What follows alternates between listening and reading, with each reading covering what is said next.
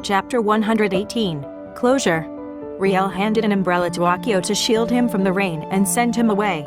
But Akio fell on the wet ground with Riel, and Hyung-sik found the situation funny and joined them. They were all laughing together about this funny incident. Riel stood, pulling Akio up, and then Akio carried Hyung, and then dashed inside the house. Riel felt Akio was feverish when she took Hyung-sik from him. Riel showed Akio to the other room, while she quickly changed her son into dry pajamas. After dressing Hyung-sik, Riel took a towel and a blanket from her room cabinet. She handed them to Akio and said, "Here's a towel to dry yourself. Put off everything you're wearing, put them in the basket, and then wrap yourself with a blanket while I run your clothes to the dryer." As Riel put Akio's clothes in the dryer, she grew concerned about his fever. He lay covered only by a blanket, and she searched the cupboards for a first aid kit that might contain medicine for his febricity. But unfortunately, it was empty. While the dryer hummed in the background, she checked on Hyung to see if he was asleep, and was surprised to find him snuggled up with Akio. Riel carried Hyung-sik to their bedroom, and then returned to Akio, looking for extra blankets.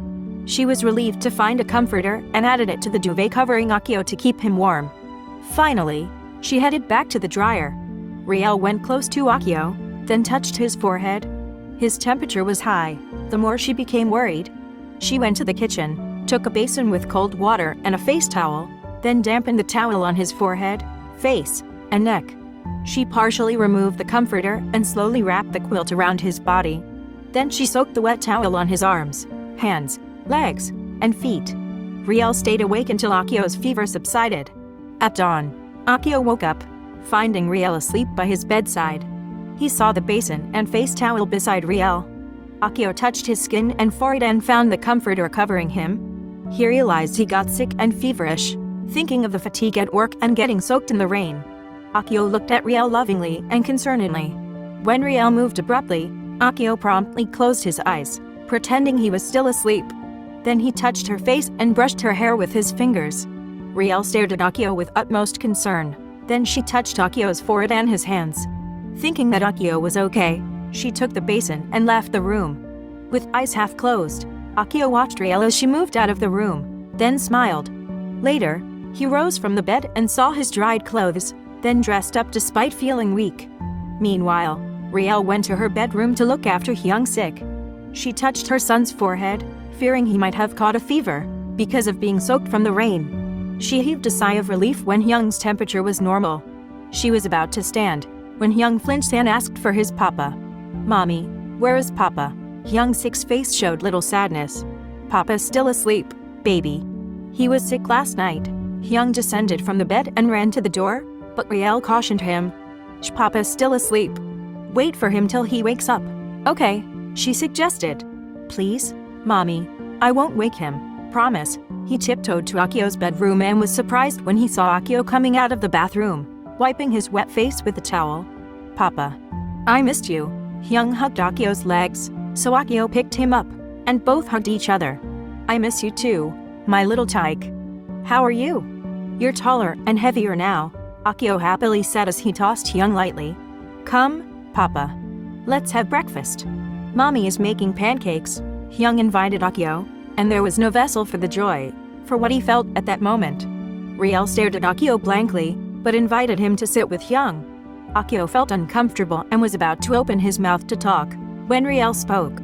"Now that you're okay, let this day be your last to step in this house, Mr. Hinode. It would help if you weren't popping in, because you're disturbing our peace, and for the sake of Hyung, don't bother us again," she said adamantly. "Why don't you allow me to talk to you, Riel? Let me explain the whole thing, please."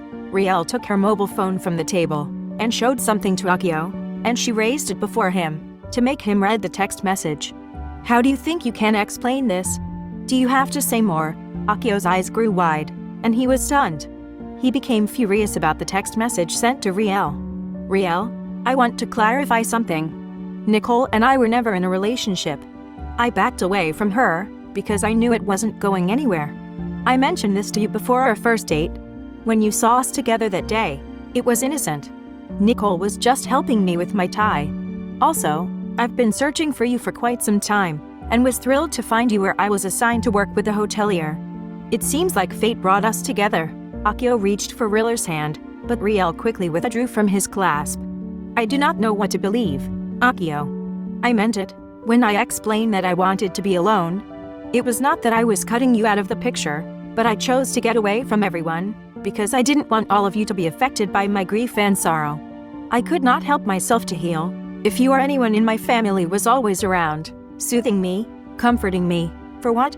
You did not know what was inside me then, so I wanted to be away from everything, to keep my sanity, and from everyone's pity.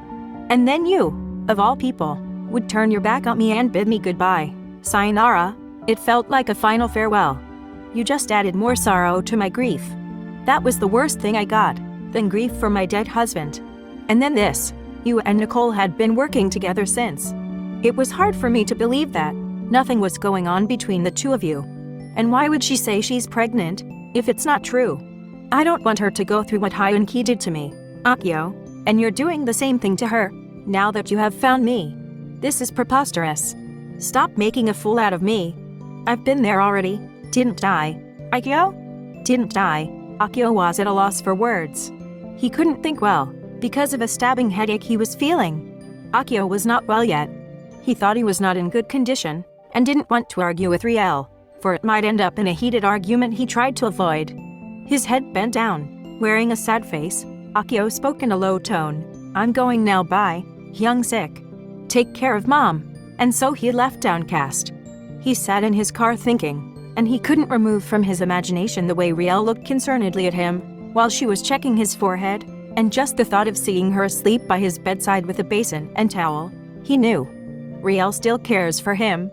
Then thoughts started to run through his mind. Riel must be so hurt when I bid her sayonara, thinking that I won't return to her anymore, and the more she painfully felt when Nicole told her I impregnated her. I could feel her agony, but she kept denying it. Was it in her pride?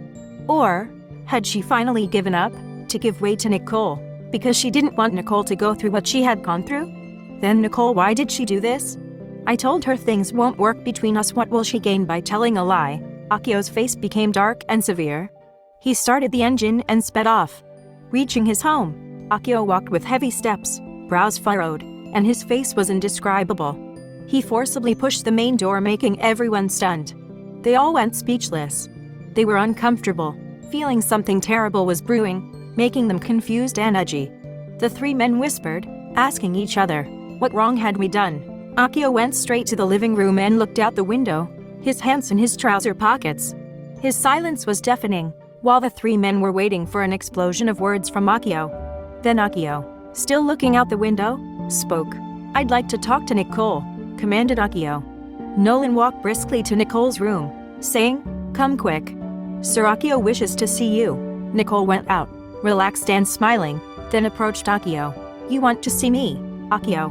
Akio half-turned, still looking severe, then kept his eyes out the window.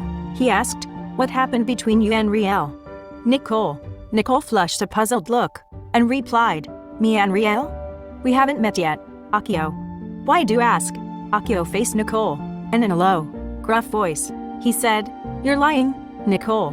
What did you do that made Riel so mad at me? Tell me. Akio's angry face was so close to Nicole's, making Nicole tremble. Nicole couldn't say anything, so Akio stepped in. What was that text message again? Nicole fell back, her hands trembling in fright, for she had never seen Akio that mad. I'm sorry, Akio. I got insecure, and Nicole was stammering. So Akio grabbed her wrist. Akio pulled Nicole close, smiling with an angry enjoyment look, and said gruffly, and you said, you're pregnant. That I impregnated you. Nolan, Albert, and Jason were shocked, and the three looked at each other unbelievingly. With the look in Akio's eyes, they became fearful of what Akio might do to Nicole, out of disgust and frustration. What will happen during this confrontation? Keep following the Windows of the Heart series on my YouTube and TikTok channels. Few episodes were left. Please stand by for the ending. Thank you.